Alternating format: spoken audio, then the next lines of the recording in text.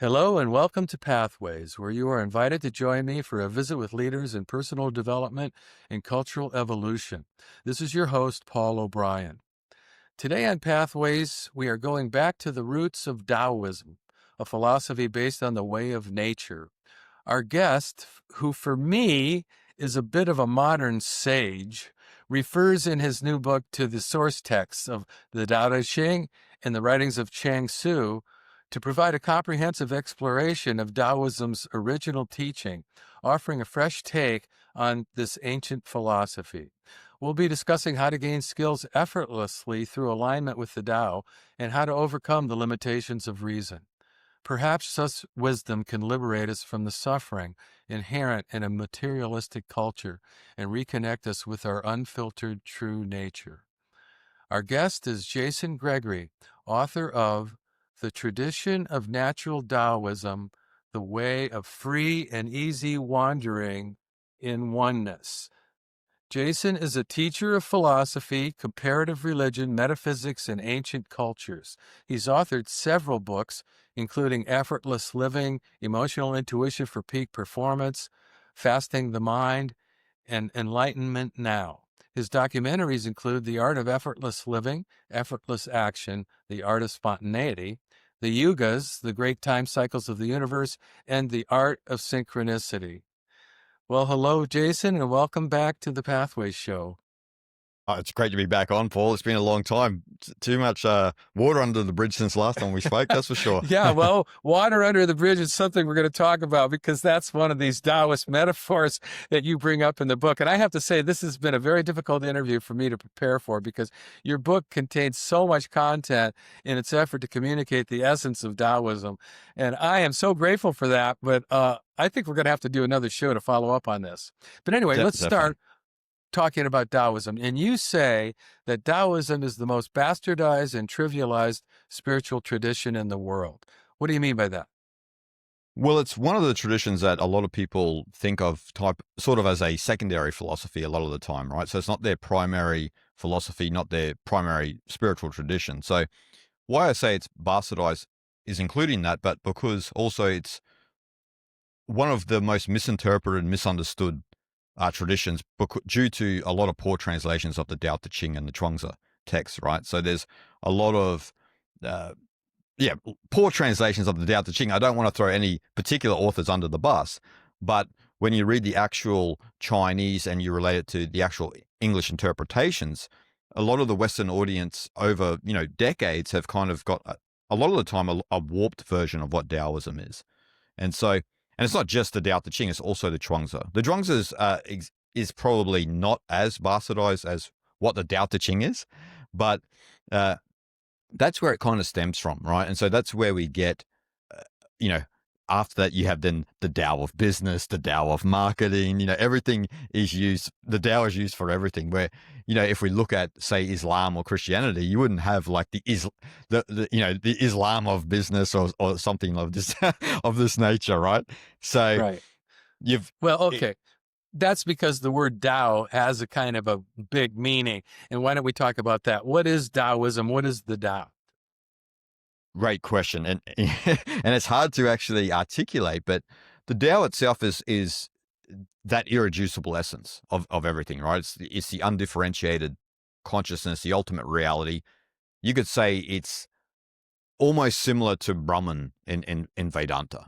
And so the Tao is that which is the essence of our nature. But you can't just sort of reduce it to that, because there's a couple of different aspects of the Tao. So you have the Tao of stillness, which is Uchi, and then you have the Tao of motion, which is Tai Chi. And so at the core of Taoism, we could say the essence of Tao is Uchi. So it's a Tao of stillness. So, you hear in the Tao Te Ching, Lao Tzu always saying, return to stillness. Don't see partiality, because from that place you're completely impartial. But the origin of the universe moves out from the stillness and becomes this manifest world, right? And so we are an aspect of that, but we have that process of Uchi and Tai Chi within us, right? And so, and Lao Tzu would say that for the spiritual aspirant, maybe for you and I and all of your listeners, it's the motion of return is what we need to go through, right? Right. You often hear about you need to return to the source in the Tao Te Ching and this and that. And that's what it basically means. It means that Tai Chi movement back within ourselves.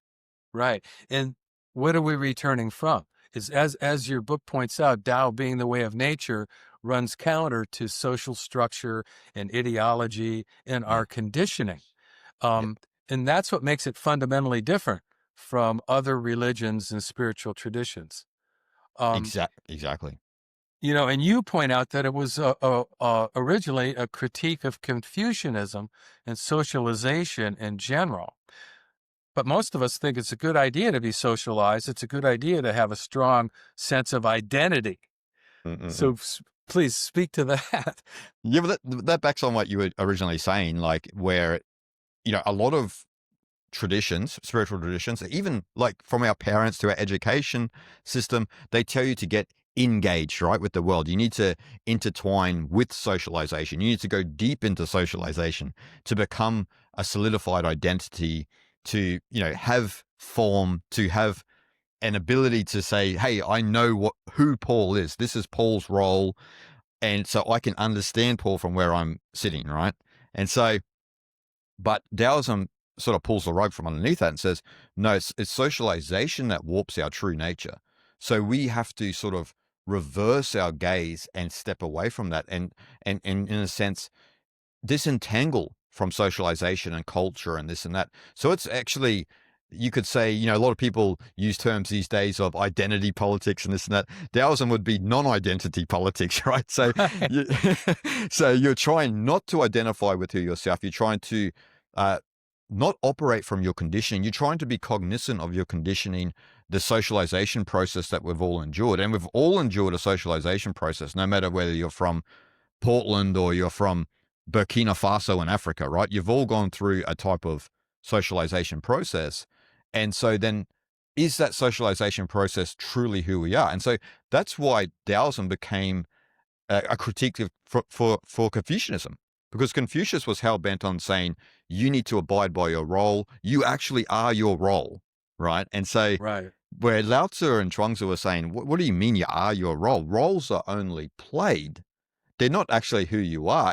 And yes, it is part of the human condition that we do play roles, but Taoism is to realize that all roles are played, right? And so you as radio host, me as author, it's fun, but our fundamental nature is both the same, right? And so can we work our way back towards that? That's the challenge that, Taoism poses to us. And you point out that the whole gist of the whole dynamic of socialization is a reaction to the belief that we are naturally beasts and we need to be trained.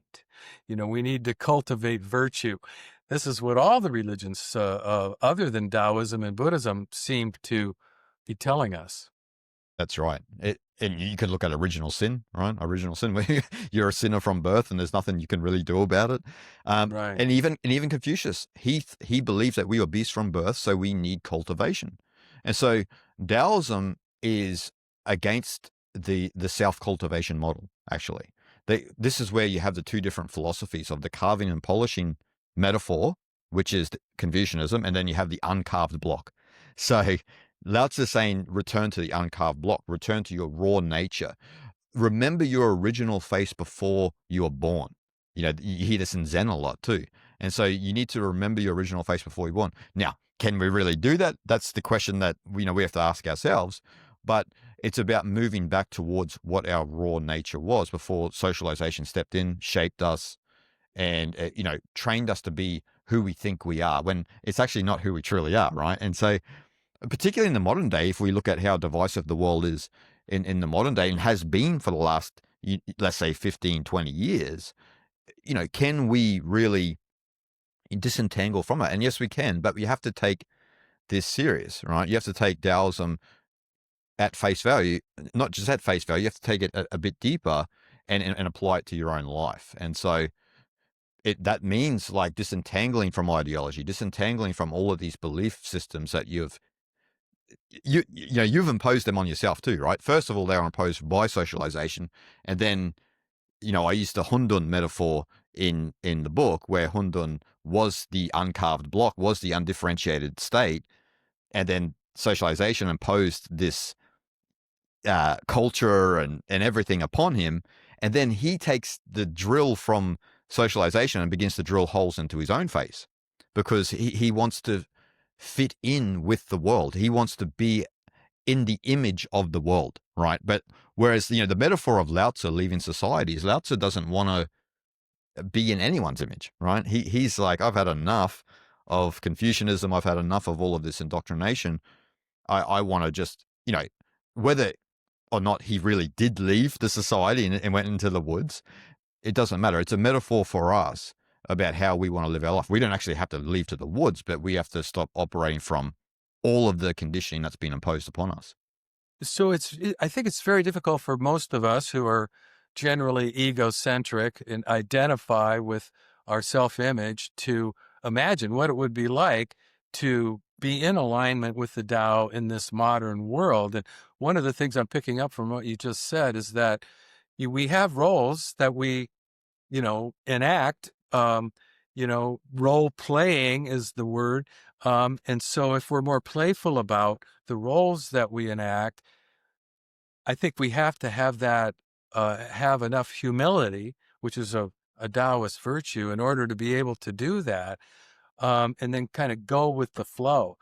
It sounds great, but there's all of these pressures in life, that's all of this. We're just bombarded, how do we simplify to get to make that possible?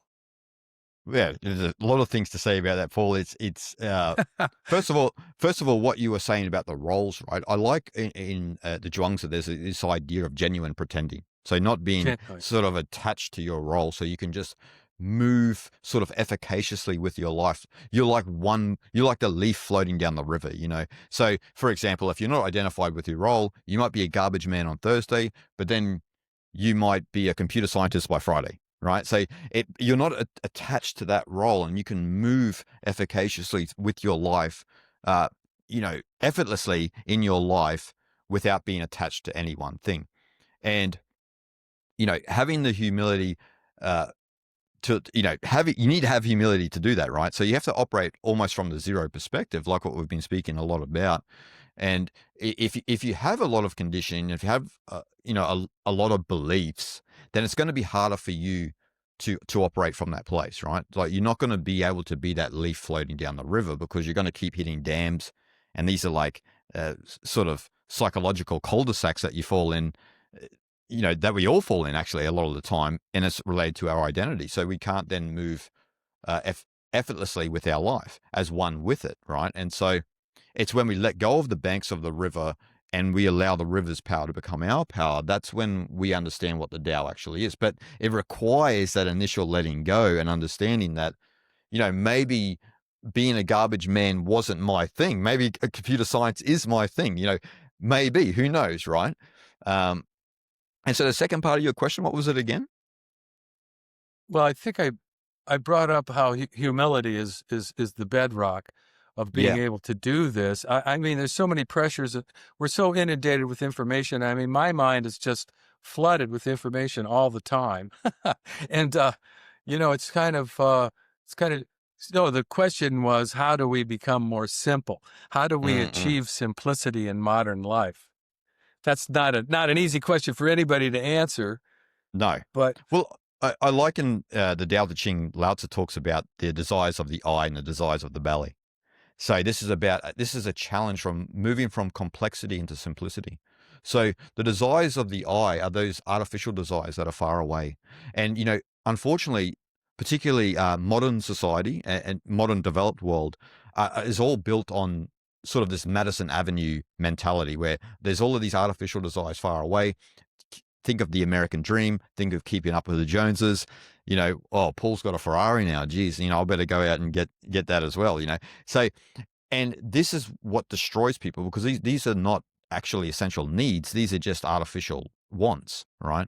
And so Lao Tzu says, if we want to understand simplicity and want to get away from that complexity, and we could say that his during the Warring States period was not as complex as it is now in our world. but they still had their own challenges, right? They still had their own challenges, and maybe it was easier to say harm someone back then, and you'd get away with it. You know, there's a lot of things that we could talk about, right? But he would say return to the desires of the belly. So what he means by that, just keeping it very simple, like, you know, you obviously need to eat. We need to connect with each other. Just the raw simplicity of life that I think, you know, particularly in the modern day, we've lost because we pick up the silly phone and we open the phone up, and there's all of these problems on the phone. But then you open the window and you just hear a bird chirping.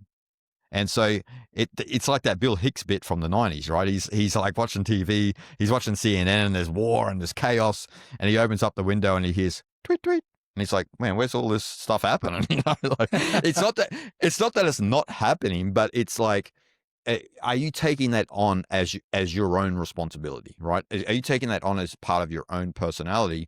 Where I mentioned in the book, there's always been problems in the world. And we, like, for example, there might have been problems in Australia that 200 years ago you didn't know about. You didn't even know where Australia was. But Right. now because we have the phone, we can, or when the advent of media and newspapers, that we could then start to hear about what was going on the other side of the planet. And this developed this habit of taking on everything as our own responsibility, right? And so Lao Tzu is kind of saying, you know, don't do that, right? Get out of that, because you end up becoming a figure like Confucius, where you're trying to go around right every wrong, and it most of the time it doesn't end up that well. Yeah, but let's talk about the ego, because that's really the central problem in Taoism and in Buddhism. Um, you know, and the Tao Te Ching states, as you write, there is no greater crime than having too many desires, and there's no greater disaster than not being content. This, this is the problem. We are so addicted to so many things. We're addicted to being special. We're addicted to thinking of ourselves as special and trying to achieve and accumulate honor and praise, etc., and success, etc., in order to feel secure. That's right. The security is a big thing, right? So we'll identify with anything to have that security. That's what the ego does, right? And it's and that's actually what is fundamentally insecure, right? So you're identifying with all of these groups and ideologies and this and that because you believe that keeps you safe, but that's actually what is fundamentally insecure, because the ego itself is fundamentally insecure, right? And so it wants to attach to anything that it sees, and so it lacks contentment. It's desiring to be safe. It's desiring to have security, and it doesn't understand that you know, first of all, the ego essentially, from the Taoist perspective, is kind of a thing that doesn't really exist, right? It's kind of an accumulation of socialization that we've endured that becomes our personality. But Lao Tzu always challenges us in the Tao Te Ching, because he will state something like, do you know the contentment of contentment? Right? Have you reached that place where you know the contentment of contentment, or are you riddled with these artificial desires? Right? As I mentioned with the desires of the eye, right? So the desires of the eye, a lot of the time, is what continues the fire of the ego raging. Right? Yeah, right. I want that uh, promotion. I want Paul's position as a radio host. I envy his life, and so forth and so on, right? And this is exacerbated with social media and everything in the modern day, because we can just open up the phone, you can open up Facebook and look at someone else's life, and then the ego steps in and goes, well, look how well they're doing, and look what you're doing, right? And so Right. it's never been more difficult to be aware of that and to work on that. But I feel as though it's way more rewarding in the modern day, because once you start to peel those layers away, the weight of the world at the moment is heavy, right? So you'll start to feel that lightness once you start to peel those layers away. Whereas Yeah. back in the old days, Lao Tzu could just go probably 2 kilometers, and he's probably in the woods and doesn't see anybody, right? So, you Right. know, Yeah, it's interesting. You point out in the book that craving has got a mind of its own. You say that the Buddha was not just talking about our specific desires per se, but he was speaking about the seeking itself. and the mind, wants to seek or crave or achieve or accumulate, and because it's uncomfortable.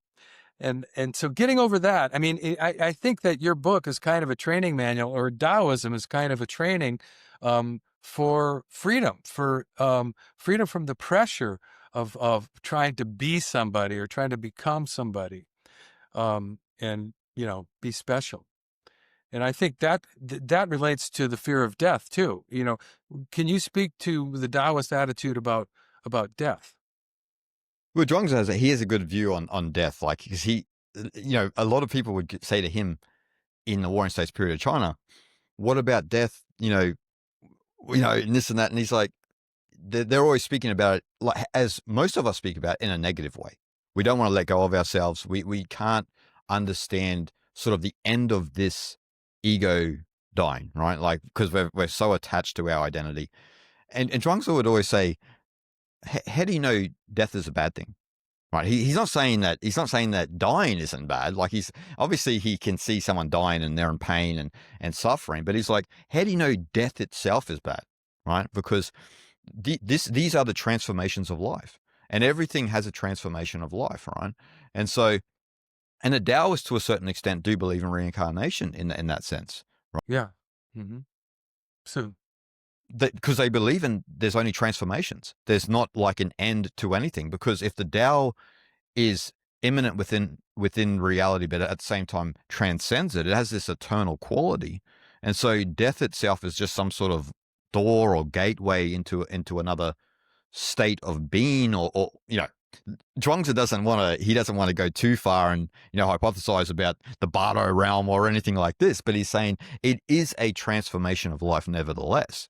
right. Just like you eat food and you transform it into feces, right? Same. That's how we're going. I'm not saying that death is like going to the toilet, but it is a transformation of life nevertheless. Yeah, and you point out that Taoism and Eastern spirituality in general are technologies designed to avoid procrastination and instead kill the ego now so that we can truly live and so that we don't have to be afraid of it, because the fear of death is the death of the ego. That's what we're holding on to. And that's why I like believing in reincarnation, even though I can't prove it.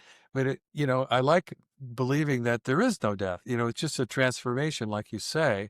Mm, And I yeah. think that Taoism helps us to realize that. I think psychedelics can help too. I wonder how Lao Tzu would have felt about psychedelics, dissolving the ego. He probably went to the mountains and was having mushrooms all the time anyway. Who knows? Exactly. Yeah. Exactly. And so there's this concept of free and easy wandering. And you think of the Taoist sage, it sort of reminds me of back when I was a hippie. I used to hitchhike up and down the West Coast of the United States.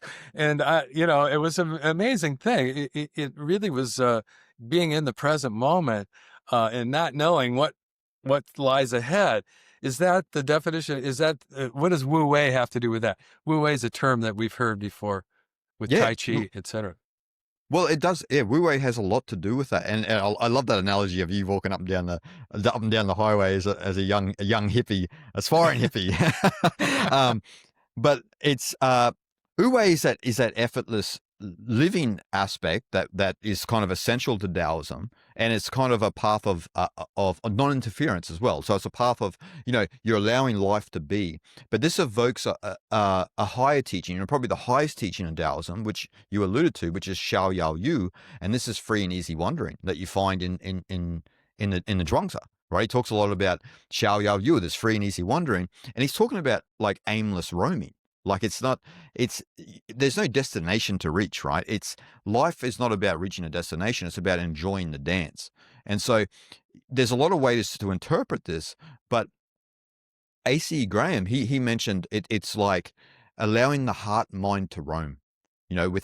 It's not just a physical roaming. Even though Lao Tzu would say to your younger self, Paul, he'd say, great, get out there and enjoy life. But it's more so allowing the heart and mind to roam without being stuck to this or that and caught anywhere, right? Because that leads to then a strong belief or maybe you become ideological or this and that, right? It's very similar to how the yogis in India would operate, because the ancient yogis, they would never spend more than 1 or 2 days in a location, because they said that if they spent 1 or 2 days in a location, they would begin to uh, gain the vasanas of the community. The vasanas are the type of habits and tendencies of that community. So they would only stay, have a few meals and move on, because they didn't want to know what, and I'm not saying that we need to do that, because, and Lao Tzu is actually not saying, Lao Tzu and Zhuangzi are actually not saying that we need to just roam around the world, even though there's benefits of that.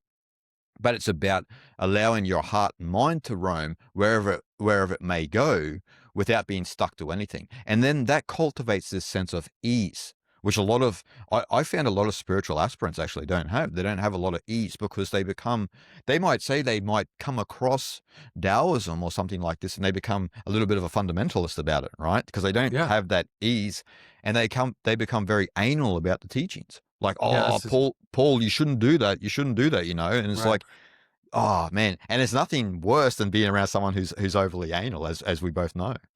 Yeah. There was a book on that called Spiritual Materialism. But Chogyam Trungpa. Yeah. Yeah. Yeah, Cutting yeah, through spiritual materialism. yeah. So, a lot of the stuff that you bring up and write and talk about reminds me of Alan Watts. And I used to go see Alan Watts when I was a young hippie. And so would you recommend, I mean, you seem to have some affinity for him, and there's a lot of YouTube videos by him. And are there any other YouTube videos besides yourself that you might recommend for people?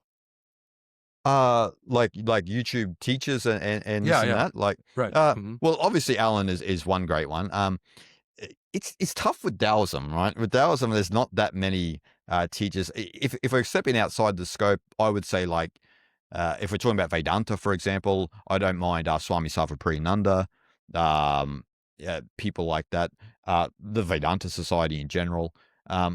There's also, I have a Tai Chi friend and teacher, Damo Mitchell.